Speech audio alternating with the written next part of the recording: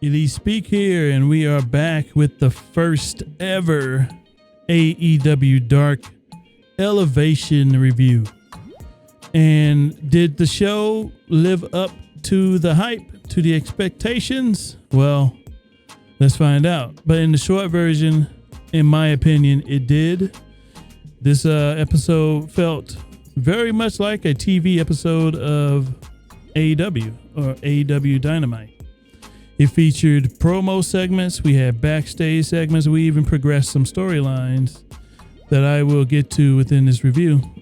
And most of the matches were good to great.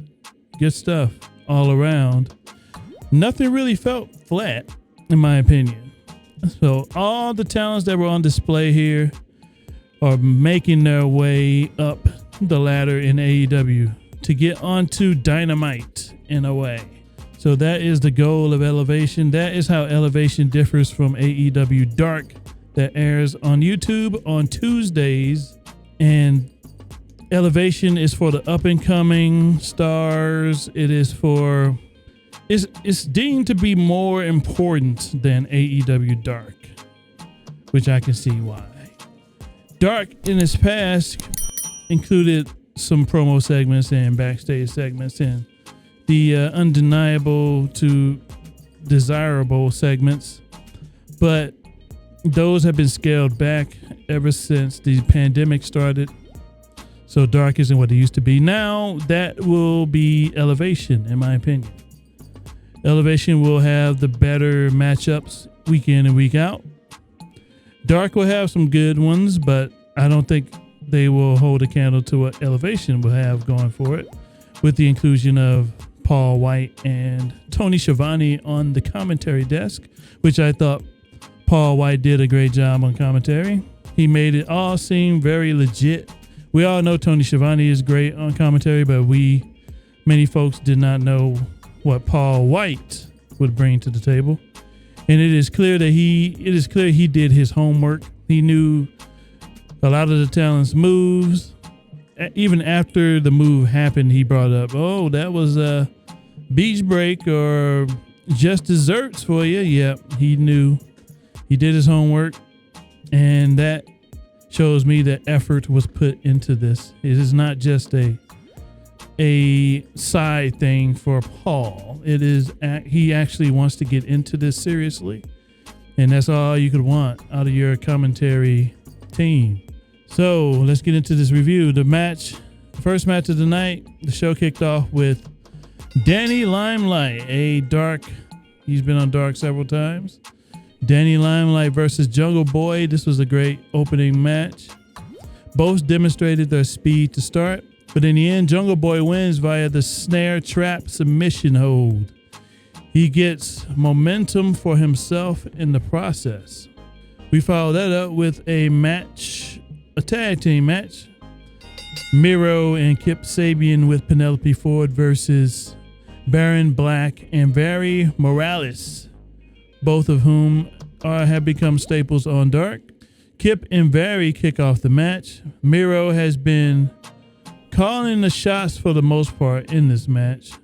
Kip has done most of the work. Eventually, Miro gets the tag and he wrecks house. Kip wins it via the time killer finish to Barry Morales. Post-match, Miro tells Penelope to stay on the outside as he went in to hug Kip on the inside of the ring. Penelope was just standing on the apron looking dumbfounded, so seeds have been planted here. The breakup is on full swing now. Eventually, Miro, Kip, and Penelope will go their own separate ways, but we're probably going to have a slow build towards this as I see them wanting to drag this story out. But many people want this to end, so we'll see how they go about it. But I dug this. Penelope, this is the first taste of story, bleeding into Dynamite, etc., being demonstrated on Elevation. So there you go with that. We also got a promo vignette segment featuring Lee Johnson. We got to learn a lot more about Lee and his motivations, what makes him tick, and the story that led up to where he is right now and how he got to be where he is right now. And this was a nice promo piece that pretty much summarized what Lee Johnson has accomplished since he got that call to work at AEW last year, when the pandemic first started, when AEW was short on all their talent. He stepped up to the plate and he took that ball and he ran with it. And he has done a nice job for himself, and he managed to get himself a spot in AEW as a result. Good on him, and this was a nice vignette, nice segment for Lee Johnson. I hope we get to see more of this type of work going forward, not just for Lee, but for other promising talents. We followed this up with QT Marshall getting interviewed by Alex Morvez backstage. QT says there is nothing wrong with the Nightmare family. We followed that up with a match, women's match, the first of the night. Big Swole making her return from her Crohn's illness. She's been out for a few months now. She went up against Skylar Moore. Skylar Moore has been on Dark a few times in the past. Swole wins via Dirty Dancing, and I thought it was a solid matchup. Moore showed what she can do, but in the end, it wasn't enough to topple Big Swole in her return. Following this, we had Marco Stunt versus QT Marshall. This match had some storytelling in it. This continues the slow burn heel turn of QT. Stunt attempts to tie up QT, but he gets shoved down. This was early on in the match. Later in the match, Marco gets a Canadian Destroyer off on QT, but QT then hits a Diamond Cutter out of a vertical suplex that he was holding up in the air for quite a bit. He reversed that into a Diamond Cutter, and that got him the win. Post-match, we had shenanigans, of course. QT walked out on Marco Stunt as he got beat down by the Pretty Picture, which consists of Peter Avalon, Cesar Bononi, and Ryan Nemeth. Then eventually Dustin came to the rescue, but QT was nowhere in sight. He just walked off. So evidently something is indeed wrong in the Nightmare family.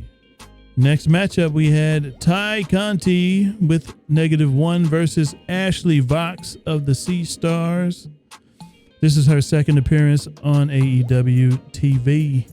This was a good matchup as well. Conti has been improving it with every single matchup that she's had since she debuted in AEW. I think WWE, they dropped the ball with Conti. She definitely had promise, and she is showing it here in AEW. Solid matchup. Conti wins via Hammerlock DDT. Vox brought it to Conti, but it was not enough to take her down. Hope we get to see more Vox in AEW. Next matchup, we had the Seidel brothers, Matt and Mike, versus Roy Isaacs and Jarrell Nelson. The Seidel brothers win via double lightning spiral. Good match. I couldn't tell you much of what happened because it was just all over the place.